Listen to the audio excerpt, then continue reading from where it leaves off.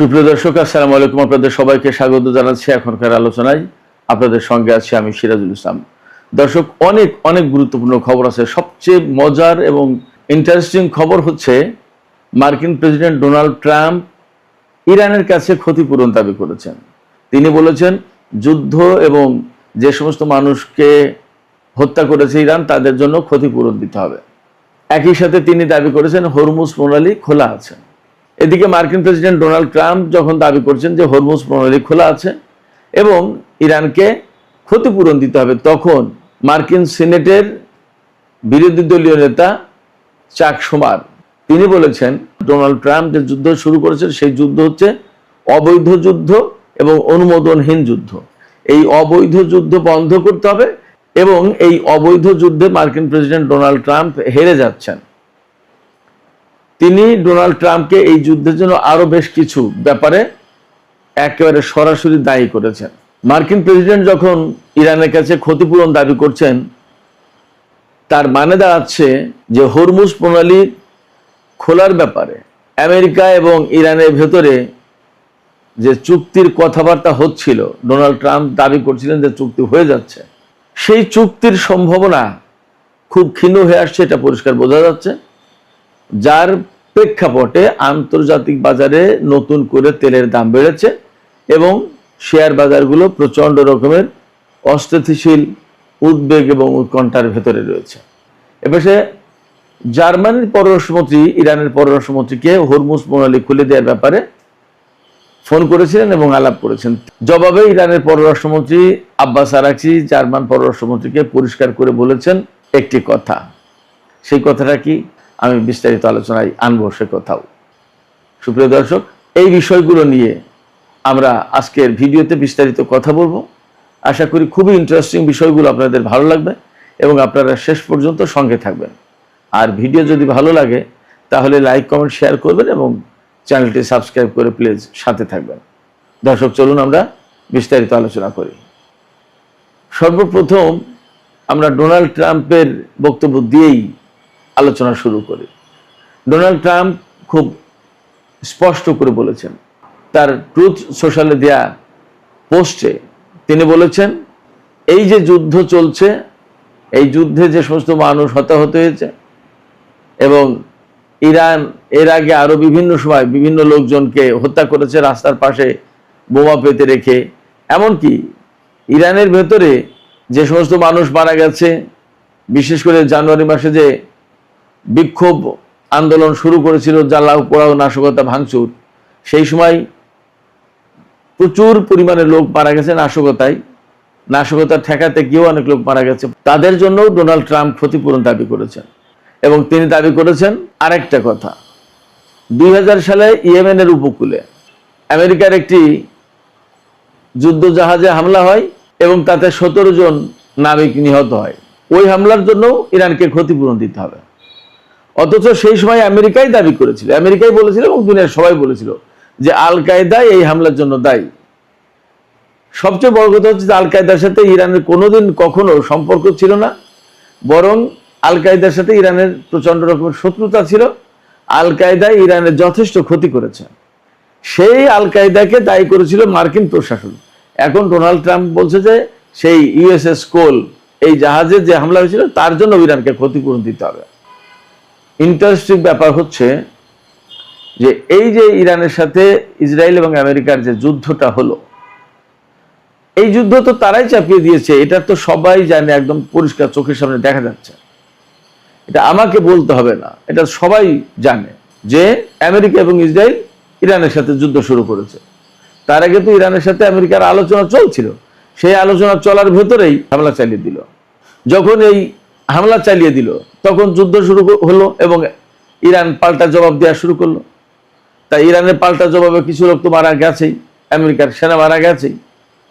প্রশ্ন হচ্ছে আমেরিকা এবং ইসরায়েল যদি ইরানের উপরে যুদ্ধ চাপিয়ে না দিত তাহলে কি ইরান যুদ্ধ করতে যেত না তো। আর ইসরায়েল এবং আমেরিকার হামলায় ইরানের কত মানুষ মারা গেছে আমরা তো দেখতেই পাচ্ছি। তারা যেখানে যায় সেখানে একদম বিরান ভূমি করে দেয়, মানুষ একদম সাফ করে ফেলে মেরে। গাজাতে হয়েছে, লেবাননে হচ্ছে, ইরাকে হয়েছে, আফগানিস্তানে হয়েছে, সিরিয়ায় হয়েছে, লিবিয়ায় হয়েছে, হয়নি কোথায়। যেখানে গেছে সেখানে। ভিয়েতনামে কত মানুষ মারা গেছে, জাপানে কি করেছে, হিরোশিমা নাগাসাকিতে আমেরিকা। তাদের বৈশিষ্ট্য তো এটা, যুদ্ধের বৈশিষ্ট্য হচ্ছে বিপুল পরিমাণে মানুষ মারো। যেখানে যুদ্ধের জন্য দায়ী তারা, এবং এই তো আমেরিকার সিনেটের যে সংখ্যালঘু দলের নেতা অর্থাৎ বিরোধী দলীয় নেতা চাক শুমার, তিনি কি বলেন, এই যুদ্ধ শুরু করেছেন ডোনাল্ড ট্রাম্প, এবং এইটি চাক শুমার বলছেন এটি অবৈধ যুদ্ধ, অনুমোদনহীন যুদ্ধ। মার্কিন কংগ্রেস থেকে অনুমোদন নেওয়া হয়নি, সেখানে অবৈধ যুদ্ধ এটা। এবং তিনি এক্সে দেয়া পোস্টে বলেছেন বারবার, যতটা বাক্য লিখেছেন ততবারই অবৈধ যুদ্ধ বলেছেন, যে এটি অবৈধ যুদ্ধ। এই অবৈধ যুদ্ধ এখনই বন্ধ করা দরকার। ডোনাল্ড ট্রাম্প এই অবৈধ যুদ্ধে হেরে যাচ্ছে, এবং এই অবৈধ যুদ্ধের কারণে আমেরিকার জনগণ ভীষণভাবে কষ্টে পড়েছে। তাদের জীবনযাত্রার ব্যয় বেড়ে গেছে, জিনিসপত্রের দাম বেড়ে গেছে, এবং এই অবৈধ যুদ্ধ আমেরিকার সেনাদের জীবন ঝুঁকির মুখে পড়েছেন। চাক শুমার এই কথাগুলো বলেছেন, যতবার বলেছেন যুদ্ধের কথা ততবার বলেছেন অবৈধ যুদ্ধ। সেখানে ডোনাল্ড ট্রাম্প যদি ইরানকে দায়ী করার চেষ্টা করে, তখন সেটা একটা হালকা কথাবার্তা হয় না, একজন প্রেসিডেন্ট সুলভ কথাবার্তা এটা। অবশ্য ডোনাল্ড ট্রাম্পের কাছ থেকে অনেকেই প্রেসিডেন্ট সুলভ কথাবার্তা হয়তো আর প্রত্যাশা করেন না, কারণ তার পক্ষে হয়তো সেগুলোর বলা সম্ভব না। নানান রকমের বিতর্কিত কথাবার্তা বলেন, উল্টাপাল্টা কথা, কোনটা প্রেসিডেন্টের সাথে মানায় কোনটা মানায় না, এই সমস্ত বিষয়গুলো হয়তো তিনি আসলে ভাবেন না, আমরা দেখতে পাচ্ছি বিভিন্ন সময়। তো সেক্ষেত্রে তিনি যে দাবি করেছেন এটা জাস্ট কথা, পিঠে কথা বলতে হয় তাই। ইরান যেহেতু আমেরিকার কাছে ক্ষতিপূরণ দাবি করেছে এবং তারা দিতে রাজিও হয়েছিল, এখন চুক্তি হয়তো হরমুজ নিয়ে হবে না, তার হাতে বের হয়ে যাওয়ার কোনো পথ নেই। চাক শুমার একথাও বলেছেন যে ডোনাল্ড ট্রাম্প এমন এক অবৈধ যুদ্ধে জড়িয়েছেন এবং অযৌক্তিক যুদ্ধে, এই যুদ্ধ থেকে তিনি আর বেরিয়ে যাওয়ার কোনো পথ পাচ্ছে না, তার হাতে কোনো পথ নেই। তো ডোনাল্ড ট্রাম্প যেহেতু কোনোভাবেই যুদ্ধ করেও পারছেন না, কূটনীতিতেও পারছেন না, আবার যুদ্ধ বাদ দিয়ে চলেও যেতে পারছেন না, এই অবস্থায় এখন একটা গান শুরু করে দিল যে ইরানকেও ক্ষতিপূরণ দিতে হবে, ইরানকেও ক্ষতিপূরণ দিতে হবে। এটা কোনো অর্থবহ কথা হতে পারে না প্রেসিডেন্টের কাছ থেকে। বরং চাক শুমার যেটা বলেছেন, যে কথাগুলো, সেই কথাগুলো অনেক বেশি গুরুত্বপূর্ণ, সেগুলোর একটা আলাদা মর্যাদা আছে। ডোনাল্ড ট্রাম্প একই সাথে বলেছেন হরমুজ প্রণালী খোলা আছে। হরমুজ প্রণালী খোলা আছে কি বন্ধ আছে তা আমরা দেখতে পাচ্ছি না। গতকালকে অর্থাৎ সোমবার 10ই আগস্ট সোমবার হরমুজ প্রণালী দিয়ে মাত্র 6টি জাহাজ চলাচল করেছে। তার আগে কয়েকদিন পরপর 8 থেকে 15টা জাহাজ চলাচল করেছে, আর সেখানে গতকাল 6টা আরো কমে গেছে। জাহাজ চলাচল কমে যাওয়া মানেই তেল গ্যাস কম যাচ্ছে সারা বিশ্বে। সারা বিশ্ব তো কলাপস করবে, অর্থনৈতিক মন্দা আসলো বলে যা পরিস্থিতি, এবং সারা বিশ্বে জনজীবন একদম মানে বিপন্ন হয়ে যাওয়ার মতো অবস্থা হবে। তো তেল জ্বালানি না থাকলে কি মশকরা নাকি? এরই মধ্যে নতুন করে আবার তেলের দাম বেড়েছে। আজকে এই তেলের দামের খবর হচ্ছে, আমরা মনে হয় গতকাল বা পরশু $84 বলেছিলাম সর্বশেষ, আজকে $88 উপরে চলে গেছে ব্রেন্ট ক্রুডের দাম। আর ওয়েস্ট টেক্সাস ইন্টারমিডিয়েটের দাম $82.52 প্রতি ব্যারেল। তেলের দাম বাড়ছে, জাহাজ চলাচল নেই, এবং আমেরিকা আর ইরানের মধ্যে চুক্তির সম্ভাবনা খুবই ক্ষীণ হয়ে গেল। এখন এখান থেকে যদি আমেরিকা ব্লকেড না সরিয়ে এবং তার ঘাঁটি, তার সেনাদেরকে না সরিয়ে নেয়, তাহলে মনে হচ্ছে ইরান আমেরিকার ঘাঁটিগুলোর উপর, আমেরিকার উপর আবার হামলা চালাবে, এবং তারই একটা দিক নির্দেশনা সম্ভবত ইরানের সর্বোচ্চ নেতা দিয়েছেন। এদিকে হরমুজ প্রণালী খোলার ব্যাপারে জার্মানির পররাষ্ট্রমন্ত্রী জোহান ওয়াদেলফুল তিনি ফোন করেছিলেন, আলোচনা করেছেন। সেখানে আব্বাস আরাকচি একদম সুস্পষ্ট করে বলেছেন, আমেরিকা এবং ইসরায়েল যেহেতু যুদ্ধটা শুরু করেছে, তারা যুদ্ধ চাপিয়ে দিয়েছে, এবং তার কারণেই এই হরমুজ প্রণালী এলাকায়, অর্থাৎ আমেরিকা এবং ইসরায়েলের যুদ্ধের কারণেই হরমুজ প্রণালী এলাকায় নিরাপত্তাহীনতা সৃষ্টি হয়েছে। আমেরিকা এবং ইসরায়েল যখন আগ্রাসন বন্ধ করবে, তখন এই নিরাপত্তাহীনতা চলে যাবে এবং হরমুজ প্রণালী খোলা হবে। তার আগে আসলে খোলার কোনো স্কোপ নেই, সুযোগ নেই। আর যদি আমেরিকার সাথে এই ব্যাপারে আলোচনা করতে হয় বা চুক্তি করতে হয় বা কোনো হরমুজ প্রণালী খোলার কার্যকর ব্যবস্থা করতে হয়, তাহলে আমেরিকাকে আগেই ইসলামাবাদ সমঝোতা স্মারক মেনে চলতে হবে, ওইটা পুনর্বহাল করতে হবে। একই সাথে আব্বাস আরাকচি এও বলেছেন হরমুজ প্রণালী এলাকা থেকে আমেরিকার নৌ অবরোধ প্রত্যাহার করতে হবে, তা না হলে হরমুজ প্রণালী খোলার কোনো সুযোগ নেই।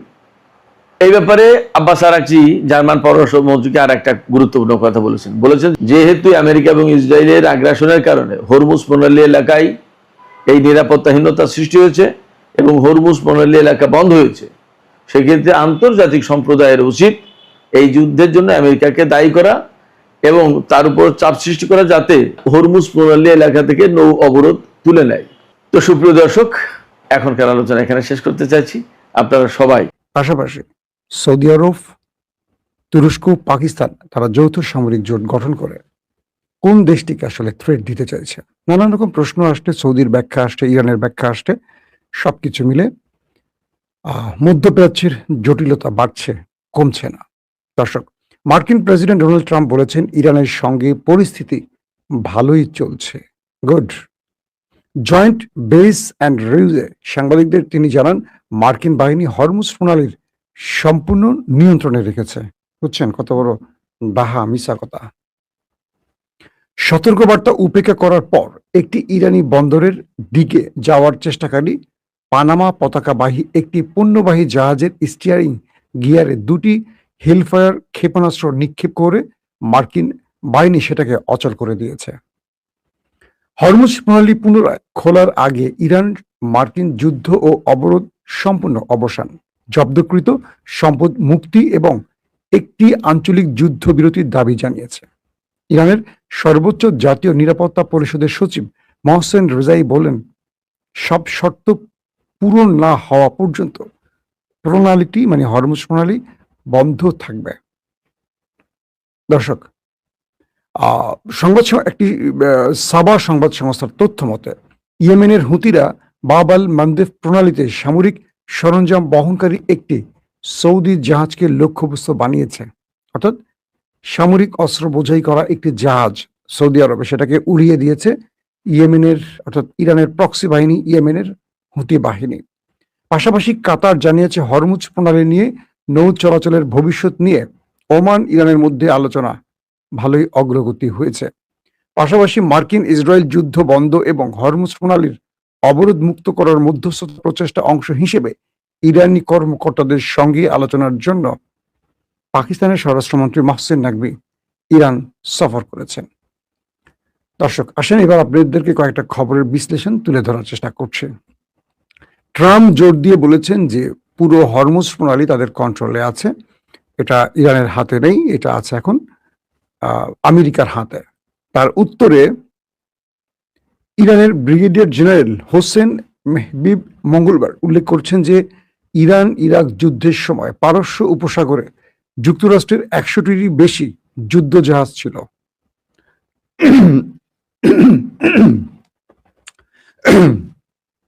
অর্থাৎ আমেরিকা যখন বলছিল যে তারা পুরো হরমুজ কন্ট্রোলে রেখেছে এবং নেপথ্যে ইরানের বিরুদ্ধে একটা বড় যুদ্ধের জন্য প্রস্তুতি নিচ্ছিল আমেরিকা, তখন ইরান বলছে যে পারস্য উপসাগরে যুক্তরাষ্ট্রের প্রায় 100টিরও বেশি যুদ্ধ জাহাজ ছিল এবং 40 দিনের যুদ্ধ শেষ আগে এবং এই অঞ্চলে 30 থেকে 40টি যুদ্ধ জাহাজ ছিল।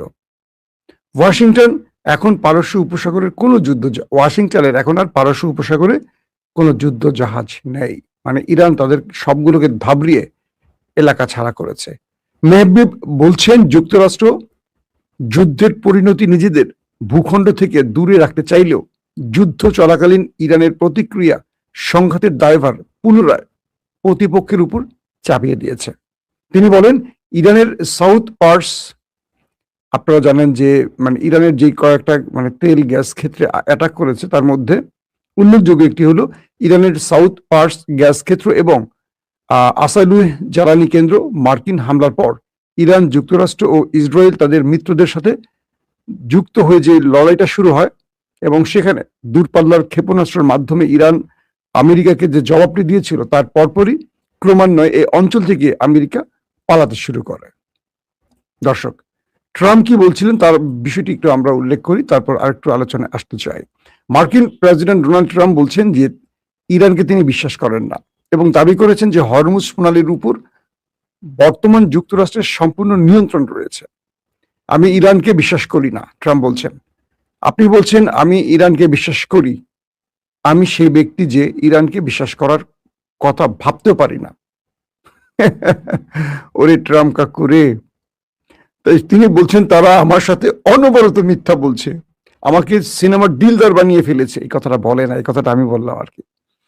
আমাকে সিনেমার দিলদার বানিয়ে ফেলেছে, আমি মার্কিন যুক্তরাষ্ট্রের প্রেসিডেন্ট, তারা আমার সাথে মিথ্যা বলে আমাকে ধোকা দিচ্ছে, আমাকে ক্ষমতা থেকে সরাবার জন্য প্ল্যান করছে, এরকম কিছু আর কি। এই মুহূর্তে হরমুজ প্রণালীর উপর আমাদের পূর্ণ নিয়ন্ত্রণ রয়েছে, ট্রাম্প বলছেন। তাদের কোনো নিয়ন্ত্রণ নেই, পূর্ণ নিয়ন্ত্রণ আমাদের, এটা আমাদের মালিকানাধীন। তিনি বলছেন এটা নাকি তাদের মালিকানাধীন হরমুজ প্রণালী, বুঝছেন। আমার ট্রাম্পের জন্য মাঝে মাঝে ভালো লাগে যে এই একটা লোক না থাকলে আমরা এত বিনোদিত হতাম কি করে, বলেন আপনারা। এদিকে ইরান পুরো হরমুজ প্রণালী শুধু কন্ট্রোলে রাখে নাই, এখন পর্যন্ত এখান দিয়ে কোনো জাহাজ চলাচল করতে দিচ্ছে না ইরান। আর আমেরিকা স্বপ্নে বলতেছে তাদের কন্ট্রোলে। ইরান কি বলছে দেখেন, সর্বোচ্চ জাতীয় নিরাপত্তা পরিষদ এসএনএসসি নবযুক্ত প্রধান মহসেন রেজাই তেহরানে নিযুক্ত চীনা রাষ্ট্রদূত জং পিয়ং এর সঙ্গে বৈঠক করেছেন। সে সময় যুক্তরাষ্ট্রকে উদ্দেশ্য করে বলেন, যুক্তরাষ্ট্রকে অবশ্যই ইরান ও তার আঞ্চলিক মিত্রদের বিরুদ্ধে যুদ্ধ বন্ধ করতে হবে এবং হরমুজ প্রণালী সম্পূর্ণরূপে পুনরায় খোলার জন্য ইরানের আটকে থাকা তহবিল ছেড়ে দিতে হবে। যতদিন না যুক্তরাষ্ট্র তার আচরণ পরিবর্তন করে, ইরান শর্ত মেনে নিচ্ছে না এবং ইরানের শর্ত মেনে নিচ্ছে, ততদিন হরমুজ প্রণালী পুনরায় খোলা হবে না। একদম সাফ জানিয়ে দিয়েছেন তিনি সাম্প্রতিক সময় নতুন দায়িত্বে বসেছেন। দর্শক, এই হলো আজকের কয়েকটি গুরুত্বপূর্ণ আমরা আংশিক আপনাদের জানালাম। আসেন কি হচ্ছে। ইরান এই মুহূর্তে হরমুজ প্রণালী বন্ধ করে দিয়ে তাদের মূল খেলাটা খেলছে এবং আমেরিকা যত দাবি করুক, আসলে হরমুজ প্রণালী পুরোটাই ইরানের দখলে আছে এবং যখনই হরমুজ প্রণালী দিয়ে কোনো যাতায়াত হয় ইরানের অনুমতি ছাড়া, সঙ্গে সঙ্গে ইরান সেখানে হামলা করছে এবং আমেরিকা এখানে কোনোভাবেই তার কন্ট্রোল নিতে পারছে না। হ্যাঁ, আমেরিকাও চেষ্টা করছে ইরানের জাহাজকে টার্গেট করতে, এটা সত্য কথা। এবং যখনই এই চিন্তাটা ইরানের বিরুদ্ধে আমেরিকা করছে, তখন অটোমেটিক দেখা যায় যে ইরান আমেরিকার জাহাজকে আবার টার্গেট করে বসছে। এরই মধ্যে আরো কিছু খবর আসছে এরকম যে সৌদি আরবে এ পর্যন্ত ইয়েমেনের হামলায় শতাধিক সেনা প্রাণ হারিয়েছে। মধ্যপ্রাচ্যের বেশ কিছু আউটলেট বলছে, প্রথম যে রিপোর্টটিতে এসছে সেখানে বলা হয়েছে তাদের 30 জন সেনা প্রাণ হারিয়েছে এবং 50 জন আহত হয়েছে।